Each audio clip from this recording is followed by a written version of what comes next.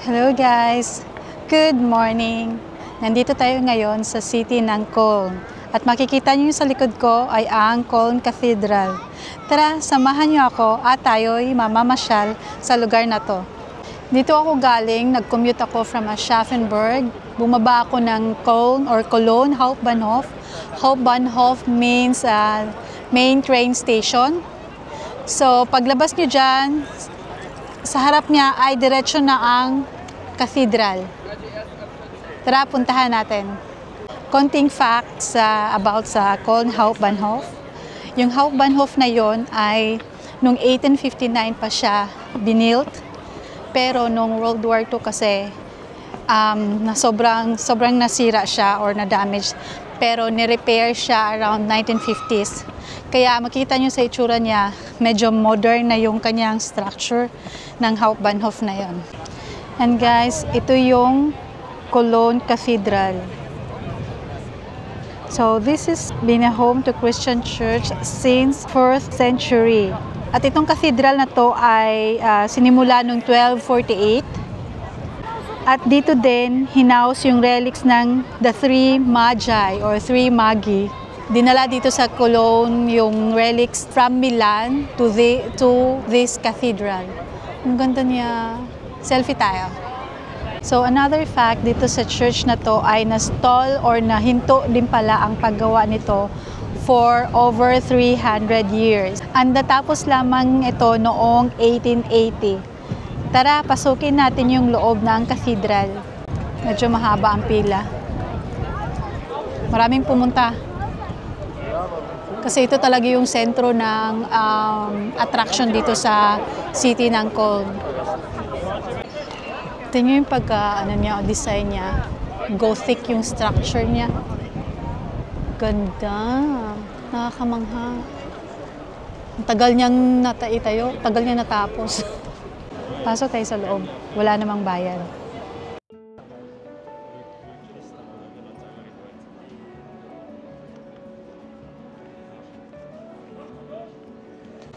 Ayan na yung loob niya, guys.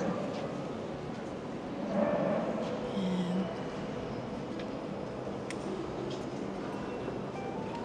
Ganda. Parang halos pareho din siya ng structure nung nasa Milan.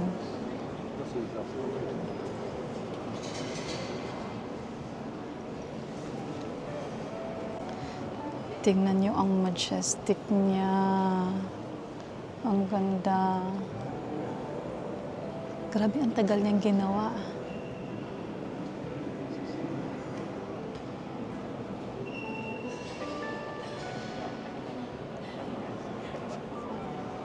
Tapos yung likod niya, may mga glass artwork din. Tapos dito, may mga sculpture. Hindi ko na mabasa o hindi ko na alam kung sino-sino mga saint yan. Nakakamangha. Ang ganda ng simbahan. Talagang at least na-preserve yung niya, no? Yung kanyang beauty. Parang hindi ko alam kung ano yung nararamdaman ko dito sa pagpasok sa loob ng simbahan. Tapos ito, may ipakita ko sa inyo. Ito yung mga ibang glassworks. Or hindi ko alam glasswork. Basta yan may mga hindi ko alam kung sino yung mga personality na to. Nakalagay Codovicus Bavarex Donator 1847. Ito naman guys, si Isaiah, si Jeremiah. Hindi ko mabasa sino yung sa naka-green. Tapos ito si Daniel. Ito yung ng tower o yung sa nila sa roof. Ito, is nahawakan natin.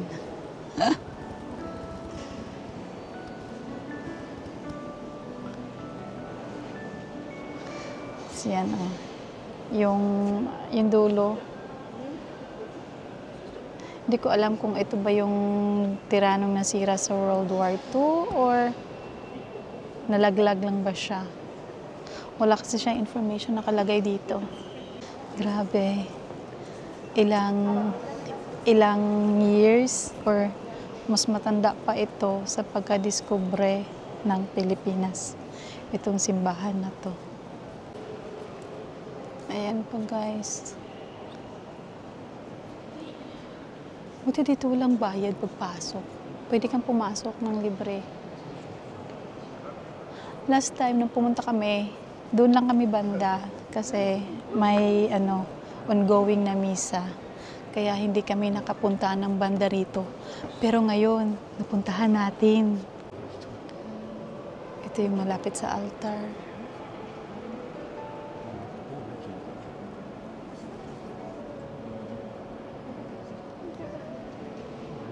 Guys, ito pa isa. Zoom ko ha. Yan o, ang ganda ng pagkagawa niya.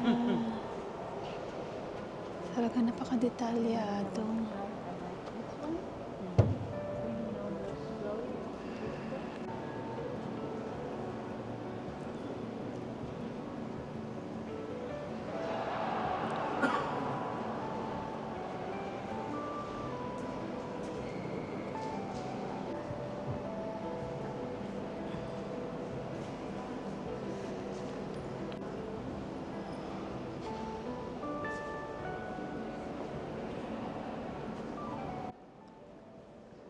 Ave Maria, Gracia, Plena, Dominus, Tecum.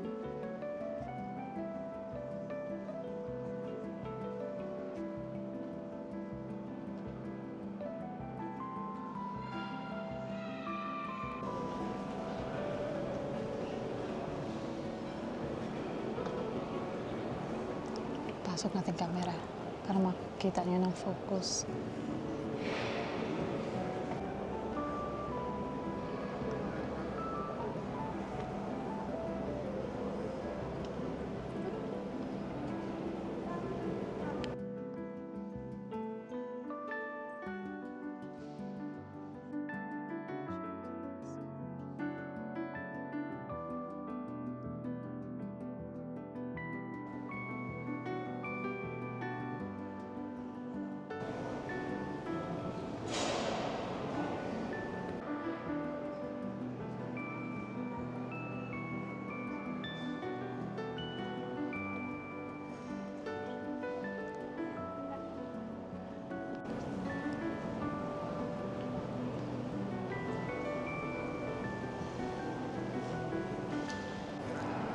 Mga ngalay palaliig natin dito kakatingala guys.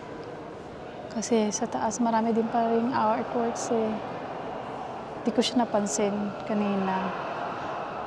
Pero ayan siya. Ito yung sa chapel ng Holy Sacrament.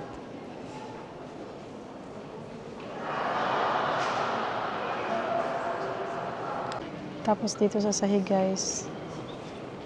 Yan, kita niyo tong art na to. Mosaic.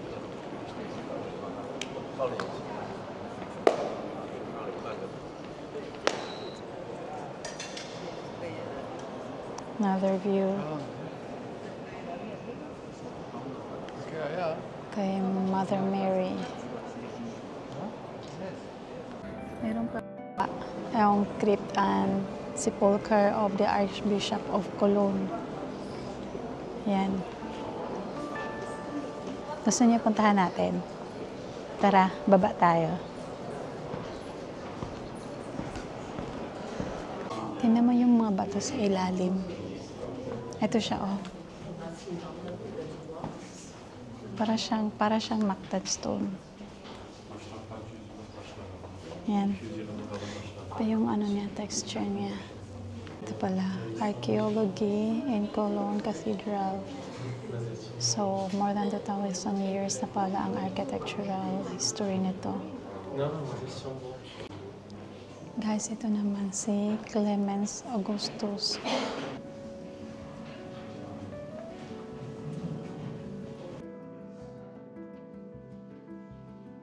Tapos, dito sa kabilang sulok naman, parang may maliit na chapel or sa side. Ito siya, oh.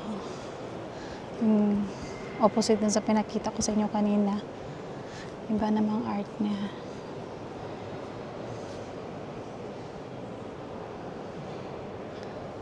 Tapos, may malaking ibon. Tingnan niyo yung sa taas, ganun din, no? Diba? Ang ganda-ganda, guys.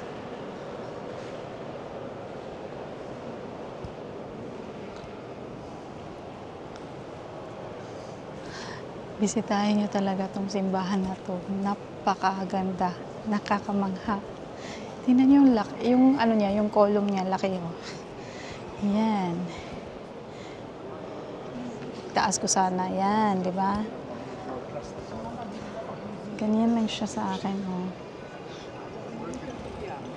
Tingnan mo yung mga tao. Sa laki ng column niya. Ganyan yung ratio. Ang ganda. Nakakamangha. Wala akong ibang masabi. Bukod sa nagagandahan ako. Parang wala lang. Amazing. Amazing pagkagawa.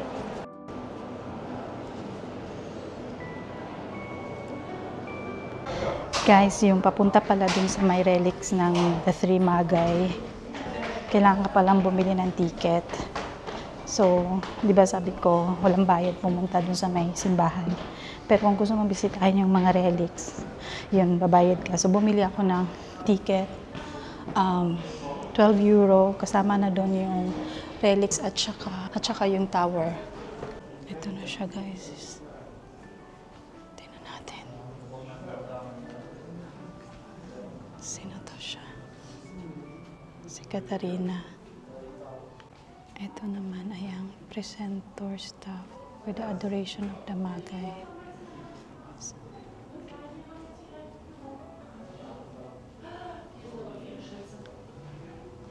Ito pa yung mga ibang ito naman yung processional cross sa middle of the century, middle of the 14th and 16th century. Yun yung cross nila. Yan siya. Yung processional cross. Ito naman yung monstrance. Guys, ito yung mga kopa. Yung tanda ng mga kopa na to. Ito mas matanda pa sa pagka-discovery sa Pilipinas kasi 1463 siya, oh. Grabe. Ito pa. Yan ay ang electoral sword, 1480. Guys, mas matanda pa sa pagka-discovery ng Pilipinas. Grabe, nakakamangha. Ito pa. Relic ni Wilhelm Sippmann, 1765. And und Reliquien, das sind so. Wow. Treasury dito, no? Grabe. Ito sa gilid, sino to? Si Saint Sebastian. Ito naman, guys, another processional cross ng 1200 pa. Madilim lang siya, pero ito yung necklace ni Christian Zwilling, 1657. Another monstrance, 1657. Ito chalice, 1737 pa to, guys. Another monstrance.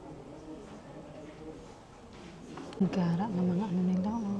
Chalice nila, oh. 1733 pa. Ito yung chalice ni Johann Martin. Ito mga cross yan na to. Mga bago na. Around 1885. I mean, compared dun sa mga 1200s pa or 1600s na. Ito kay 1900 or 1902. Kosher ni Hubertus. Yan siya. Guys, ito sila. Ay ang cross at ang singsing ng mga bishop. Yan. 20 years gold. Ang bago na siya. Etong cross na to, bago na to. 1924. Yan. Mga ring ng bishop. Garang, no? Ito pa. Ring ni ano. Ay, walang pangalan. Tapos ito yung pinakaluma niya. Itong ano to, kay krus ni Bishop Joseph. 1893 to 1899.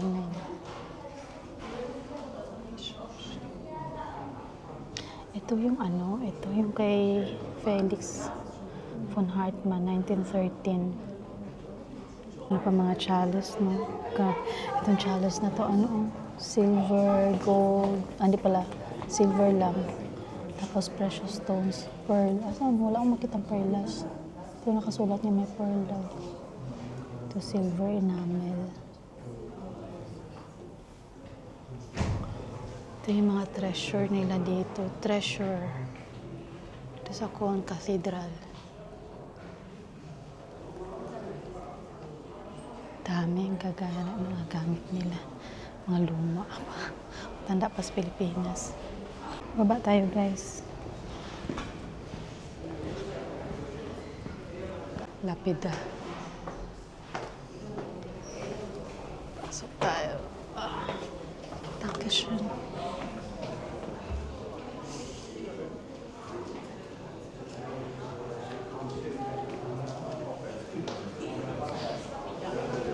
Six capitals. Master of the Lacquer Samson.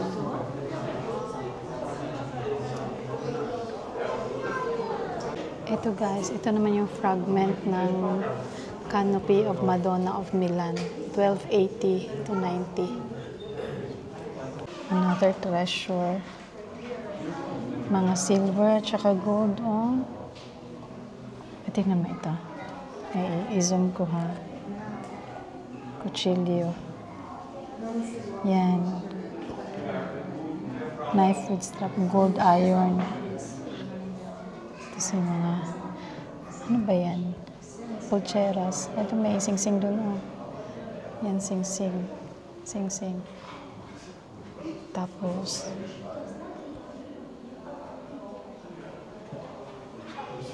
ano tawag ito? Quintas. It's Roman City Wall. Yan, ito.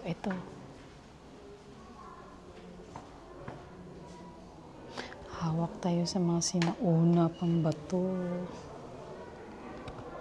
Itong apat na to ng sculpture ay sila Saint Andrew, Saint Peter, Saint Paul, and Saint John. Tapos itong tatlong nakaupo sa harap ay sina Saint Catherine. Di ko mabasa yung dalawa kasi burado na. Punta tayo sa ibang area. Dito. Ito pa mga ibang treasure nila. Wow! Ito yung sinusuot ng obispo. Tingnan niyo guys, ang gagana.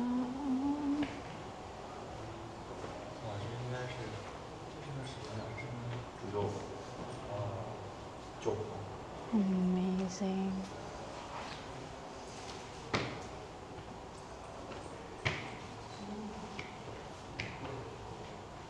Ito pala yun.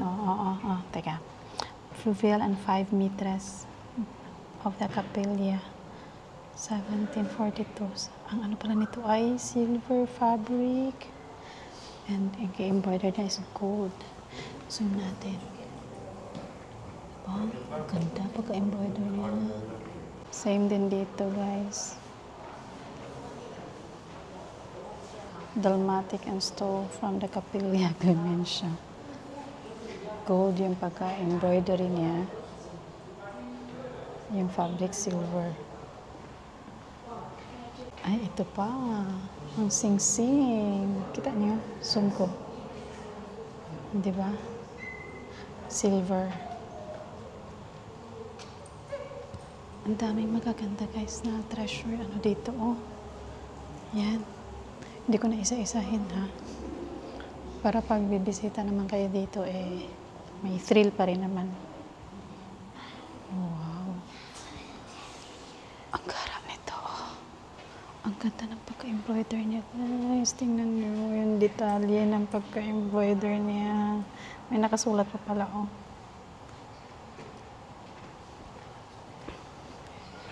Wow. Grabe yung ano nila dati, ano.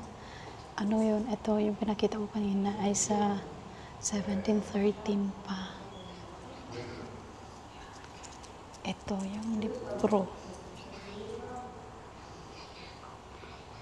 Grabe, ang dami. Ang silver, ano? Ito pa, oh.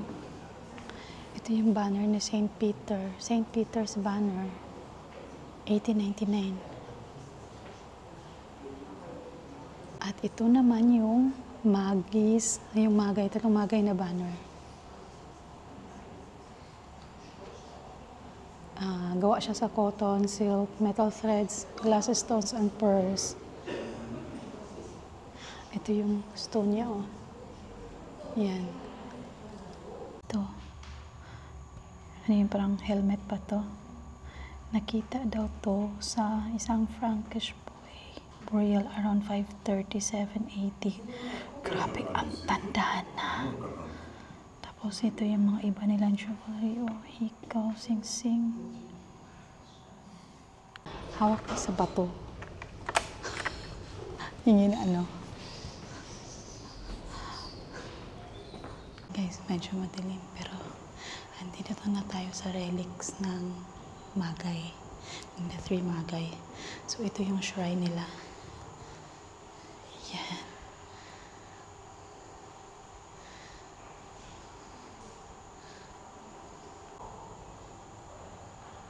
Yung mga painting pala dito symbolizes dun sa story. So mag-start tayo sa letter A. Itong painting na to, ito yung the three angels appear to Abraham. Tapos dito, si Moses at the burning bush. So dito is Moses and the miracle of the serpents. This one is the Korah tribe sink into the ground. And then this one is the collapse of the walls of the Jericho. Tapos the Ark of the Covenant in the house of Obed-Edom. The Ark of the Covenant is carried into Jerusalem. And ito is the Queen of Sheba before King Solomon. Here is the announcement to the shepherd. Dito is yung tatlong Magay, nakita niya yung stars, yung star. Tapos na Magay before the hero. Dito yung, alam niyo natin yung kwento dun sa yung pinanganak si Jesus Christ, di ba?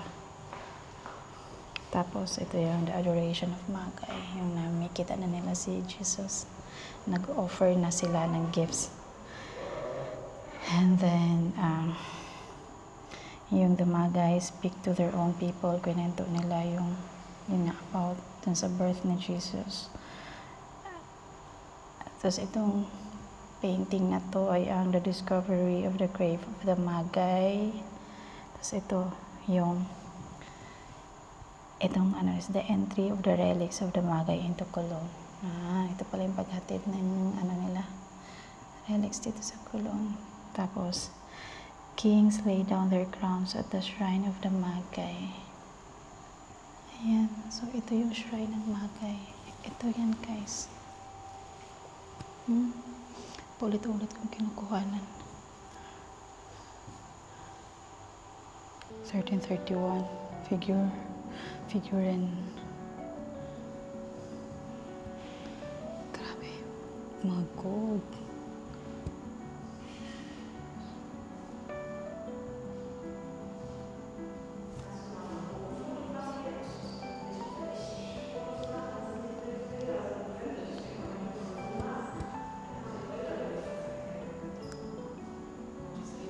Ito yung mga gold. 1331 pa. Grabe, tanda na nitong mga to. Ganon din yung mga plates. Gawa rin sa silver, gold. Yan, mga apostles.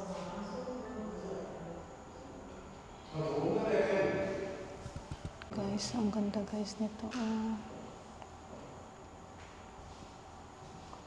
Silver and gold pa rin. 1331. Ito naman yung figurine in Marian site. 1331 pa rin. Guys, ito yung shrine ni Saint Engelbert. Dito sa may Cologne. Ang gara ng shrine niya, oh. Detalyado. Yung sa Magay kahoy lang.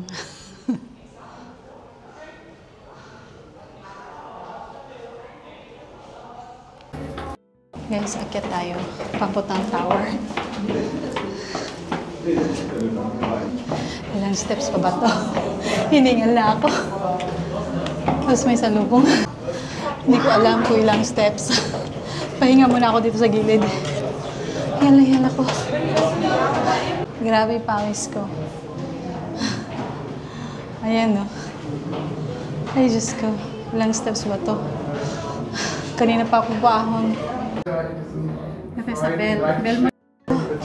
Napagod ako sa kakaahon. Grabe tsura ko. Basang sisiw ng pawis. Ito siya guys, yung bell. Ayan,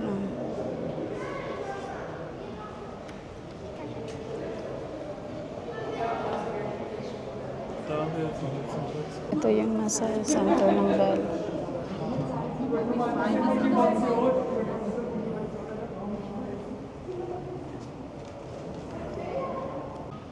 Hintayin natin siyang mag-bell kasi 2 minutes na lang mag-1 o'clock. So, hindi ko alam kung ilang 13 ba ang i-bell niya or is 1 kasi alauna ng hapon. Ayan. Ilang seconds na lang. Focus ko ulit sa inyo. Hintayin natin na mag-bell siya.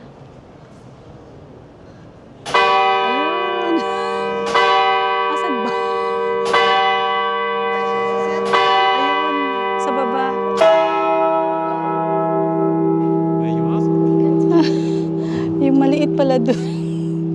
yung ano pala yung nag-bell. Akala ko itong malaki.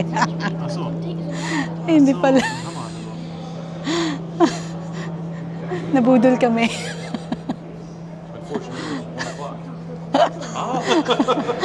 Only few berries. Alauna lang kasi hapon kaya konti lang yung tunog niya. Hindi pa natatapos ang akyatin. Akala ko tapos na. Ayun kasi siya, oh yan. Dito na. Meron pa pala akyatin. Nagdanan. Yan guys. Oh my God. Mirise. Nanong may enter. Ich bin schon müde. Sehr müde. So, ito yung sa tower, guys. Yung inakit namin. Andito kami, yung platform ngayon. Ibig sabihin, 135 steps. Diba?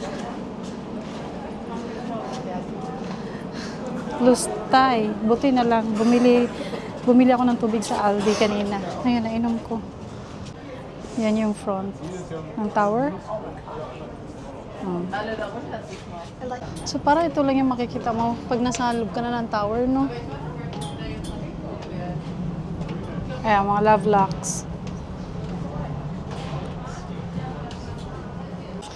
Guys, ito na yung overlooking sa tower. Ayun yung train station. Yan, focus ko. Yan, yung railway. Tapos ayun yung bridge. Tapos yun yung Rhine River. Yan, para may isa pang simbahan dun, no? Parang hindi ko na kayang puntahan. Napagod ako. Tapos ito yung ano ng tower.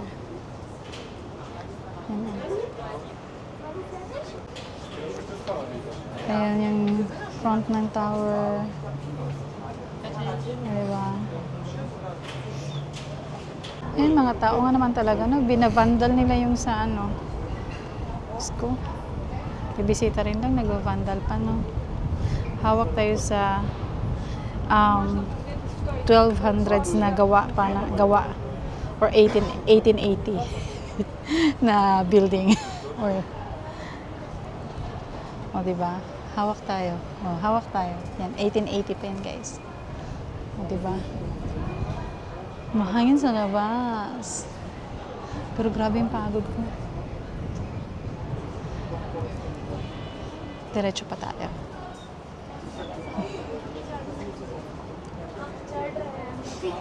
Naka-fence lang.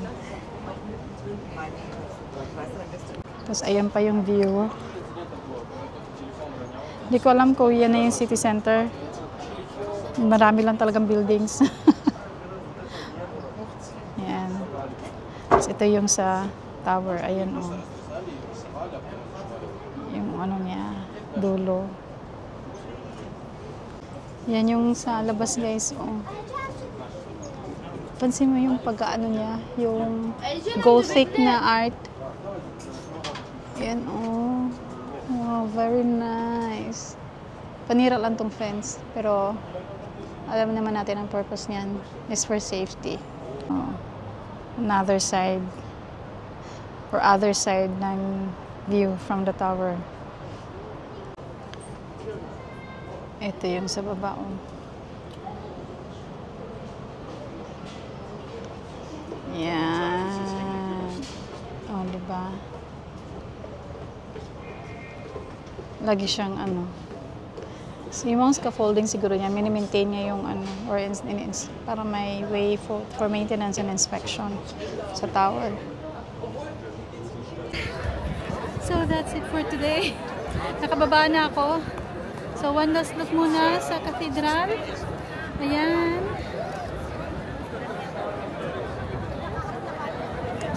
O, diba?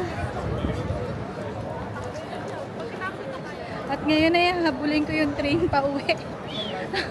5 hours. 5 hours pa uwi. Kasi gamit ko lang kaya ang Deutschland ticket. So, yung Deutschland ticket is 58 euro monthly. You can already travel around Germany, pero hindi yung mga fast trains. Regional train lang yun, at saka buses na yung pwede niya. So that's why ang tagal niya. Pagod ako dun. Ayan guys, yun ang sabi ko sa yung Hauptbahnhof. Tapos ayan lang yung cathedral. Ito yung gilid niya. Yan, gilid niya. Alright.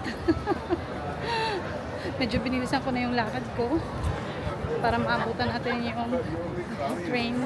Guys, ito yung gilid ng cathedral. Tapos doon tayo sa pinakatuktok yung taas na yan. Diyan tayo umakyat kanina. O, diba? Kaya yung itsura ko ngayon, dugyutin, gusgusin. Pagpasensya nyo na, dami kong na-burn na calories. Ngayon yung information ng biyahe ng train. Huli natin yung 1356 papuntang Mainz. Ayun, RB26. That's 9. Platform 9, DG. Tara. Punta natin platform 9. Letter D and G. 156. Dulo pa, malayo pa. So ito yung loob ng ng Hauptbahnhof ng train station. Malaki-laki din tong train station na to. May mga shops. So hindi rin kayo magugutom dito.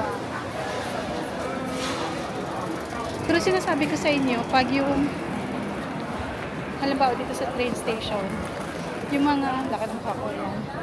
Yung mga pag gusto niyo mag-CR or VTC dito or WC, gusto niyo mag-CR, may bayad dito ha. Hindi katulad sa atin na libre. May bayad pag mag-CR dito. Yung iba, 2 euros. Iba naman 1 euro. Pero meron siyang coupon.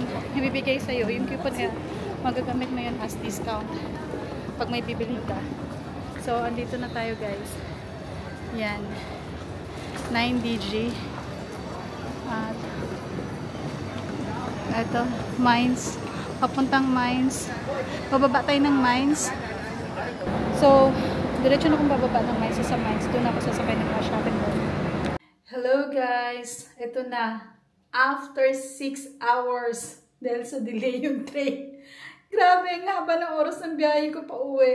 Nakarating din ako sa bahay. So yun na nga. That's it for today. Salamat sa pagsama sa akin. Thank you for watching. At abangan pa rin at samahan niyo ako sa susunod nating mga gala.